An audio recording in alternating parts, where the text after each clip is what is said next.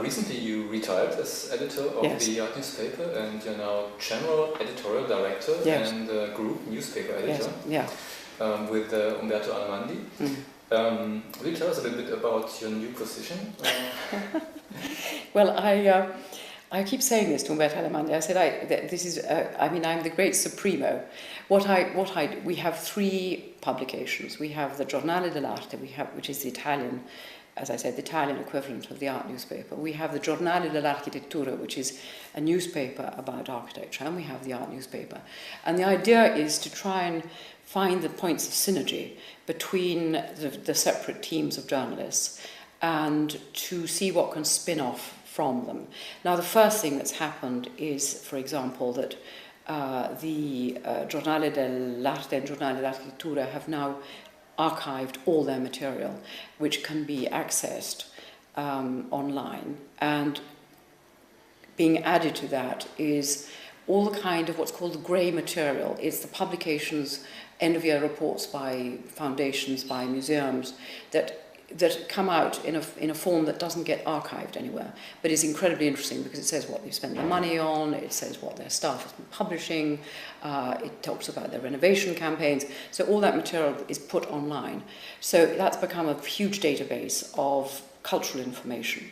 The art newspaper archive has been online for quite a long time now, although separately. So that's one of the things that I've been doing. And the other is to see what spin-offs can happen in the way of books from our general knowledge of the whole art world. You mentioned online. Are there other projects you do or will do online? Well, we'd be interested. In doing other things. Why not videos of exhibitions? Or at the moment we don't do that, but we're open to good suggestions. We supply news under sort of. How do we say it? We sell news to various organisations such as Bloomberg and so on. Contemporary art. Yes. Did you do the Grand Tour? Yes. Documenta, etc. Yes. Well, I did only a part of the Grand Tour. I did the Biennale and I did Documenta. I didn't do Münster, and this year I just couldn't face Art Basel. It was too exhausting, the whole thing together. And I think a lot of people felt that, and we actually had an article in which we said that some of the American museum supporter groups, the friends who come on a tour accompanied by a curator, skipped Art Basel because they just thought they couldn't, again, like me, they couldn't face everything. So, yes, I did part of it. So this accumulation yes. of art events, I think it's on one side it's heaven. Yes. And also hell. Yes. Well, you have to have enormously good shoes, very comfortable shoes, and you have to have an extraordinary appetite to look. The Biennale is always very exhausting because it's so scattered, there's so many things to see. And I think that the opening has become completely demented with all these parties and people turning up just to go to the parties. I met people who at parties who were there, going to parties every day, and they didn't go into the Biennale at all, and by contrast, Documenta was wonderful, no parties. There was the Bürgermeister's party, and that was it.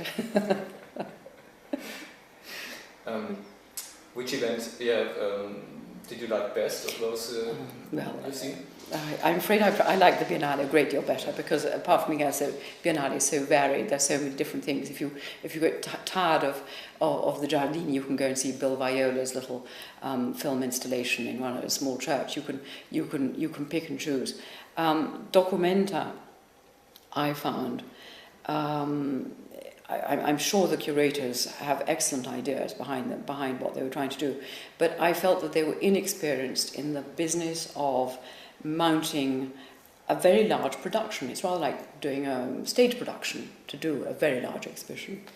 And you have to have the right size of objects, you have to put them in the right relationship to each other, and you have to give the viewer a sense that you knew what you were doing when you were putting the items where you were putting them. Otherwise, people feel that they've been plunged into chaos. Now, some parts of Documenta, I thought, did give you a sense of a kind of Ariadne's thread, whereas the bit that was in pavilion, the temporary pavilion they built, the Aue Pavillon, seemed incredibly random. And I think the human spirit just doesn't react well to randomness. The previous documenta, Okoye Enwezo's documenta, was incredibly focused. It was about political misery and all the manifestations of unhappiness in the world. And it might have been depressing, but I mean, you also felt it had a very strong message. I felt it was the right message for the moment because it had come so soon after the Iraq War, and I personally had a feeling that art had to engage with such unhappiness or otherwise declare itself irrelevant. Sometimes I have the impression that a lot of work consists of a good idea, but is not visually, doesn't make a visual impact. Yes. Do you have this feeling too? Well, with conceptual art, yes, but then conceptual art is something where you have to be very careful how you display it. You have to downsize people's expectations and put it somewhere very quiet and prepare people just to think.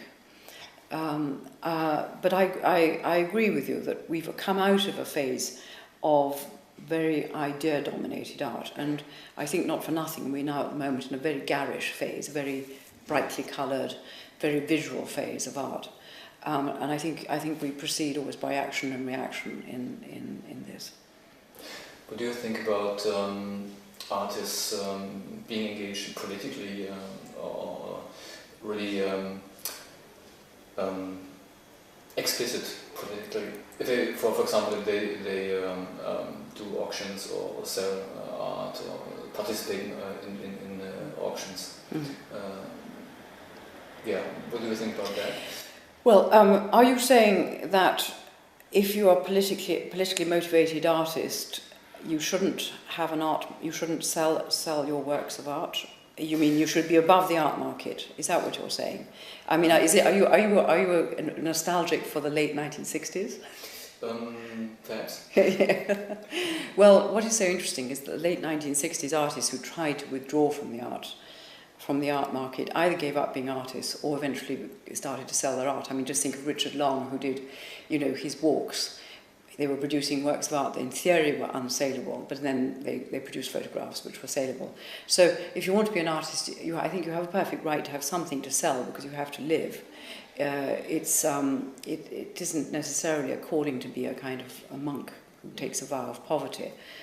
And I don't think it's disqualifying to have a market. What I think is bad about the current frenzy for contemporary art is that there is enormous pressure on the artist just to produce more stuff. If you are Damien Hirst and even your mass-produced dot paintings are selling for £100,000, quite clearly and there's a market for them, quite clearly your dealer is going to say, make more, faster, crank it up. And this can't be right. But at least in that case, these are repetitive works, and he has a studio doing them. But if you're somebody like Maurizio Cattelan, I mean, one of the things that Maurizio Cattelan says is that he has to be all over the place. He has to be, putting shows up. He's got to be present. He's got to be giving interviews. He's got to be reminding people who he is. It's a terribly, terribly exhausting process. I'd hate to be an artist now. I think that either you're not successful, in which case that's depressing, or you're successful and you're on a treadmill. The contemporary art market has become such a huge machine. It has such high turnover of sales. For example, the London contemporary art sales that have occurred in the late summer were £219 million worth. And a year ago they were £80.5 million worth. I mean, that's the change that's happened in 1 year.